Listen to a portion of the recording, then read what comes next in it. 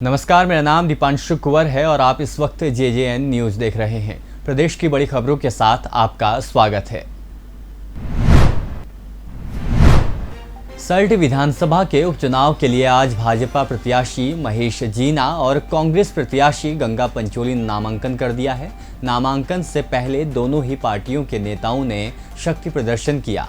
तहसील कार्यालय स्थित नामांकन केंद्र पहुंचने से पहले दोनों उम्मीदवारों ने अपनी अपनी पार्टियों के वरिष्ठ नेताओं की मौजूदगी में सभा को संबोधित किया। सल्ट उपचुनाव दोनों ही पार्टियों के लिए प्रतिष्ठा का सवाल बन गया है।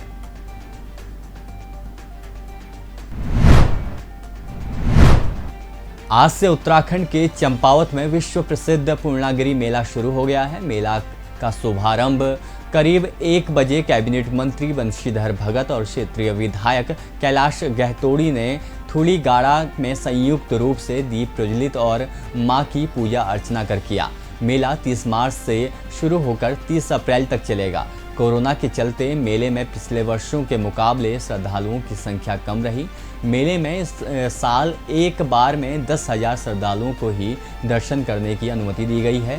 पिछले साल कोरोना के चलते 8 दिन बाद ही मेले को बंद कर दिया गया था।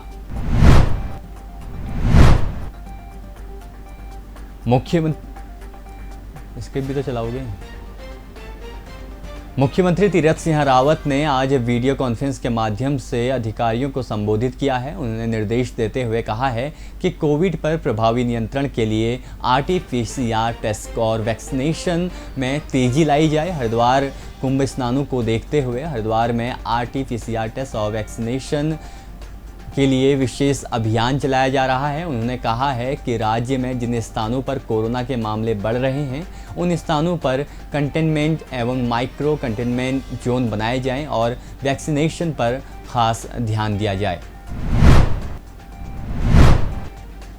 हल्द्वानी में शुक्रवार की रात नवाबी रोड पर एक व्यक्ति की डंडे से पीट कर हत्या कर दी गई थी, जिसका खुलासा आज SSP प्रीति प्रियदर्शनी ने एक प्रेस कॉन्फ्रेंस कर किया। इस घटना में एक अभियुक्त को गिरफ्तार कर लिया गया है, जबकि एक फरार है। गिरफ्तार होने वाला युवक राहुल धनेला है और उसका साथी पवन पाल अभी भी फरार है। SSP प्रीति प्रियदर्शनी ने बताया कि घटना की रात में पहले भगीरथ सुयाल और राहुल धनेला और पवन पाल की किसी बात को लेकर लड़ाई हुई थी, जिसमें उन्होंने भगीरथ को बुरी तरह डंडों से पीटकर लहूलुहान कर दिया था।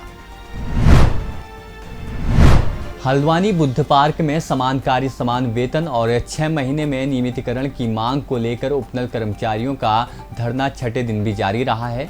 बुद्ध पार्क में धरना दे रहे उपनल कर्मियों ने विरोध प्रदर्शन कर अपनी नाराजगी जाहिर की है। उन्होंने उम्मीद जताते हुए कहा, उपनल संघ के नेताओं और सरकार के बीच होने वाली वार्ता सफल रहेगी। आंदोलनकारियों ने उम्मीद जताते हुए कहा कि उपनल कर्मियों को एक सकारात्मक और सरकार की अच्छी सोच के साथ नियमितीकरण का और समान कार्य समान वेतन का लाभ दिया जाएगा।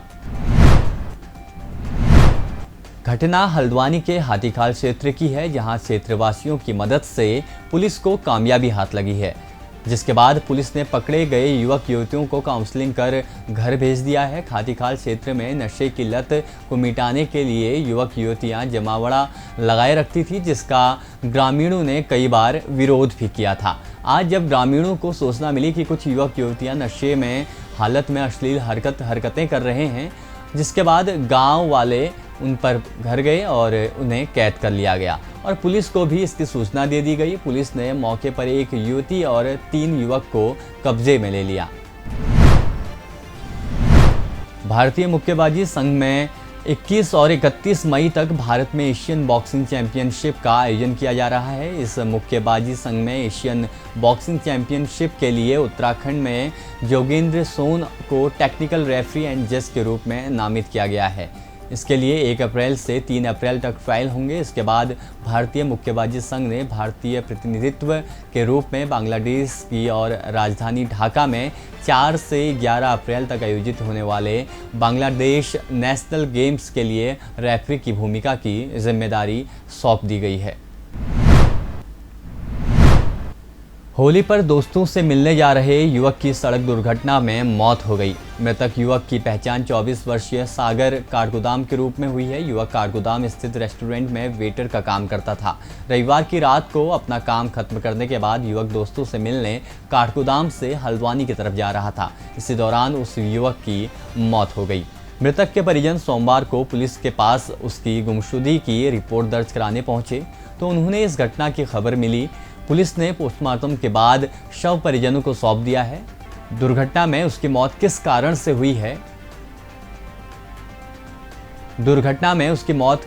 से हुई है इन कारणों की पुष्टि नहीं हो सकी है।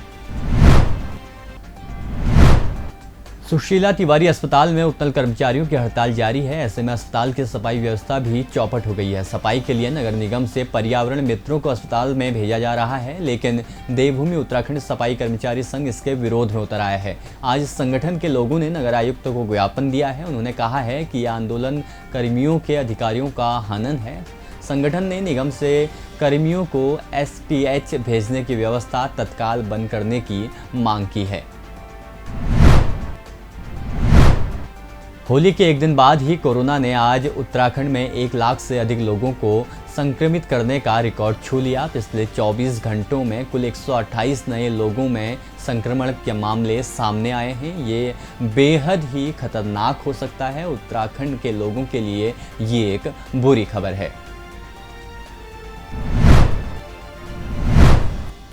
आज की खबरों में बस इतना ही। आप देखते रहिए JJN न्यूज़।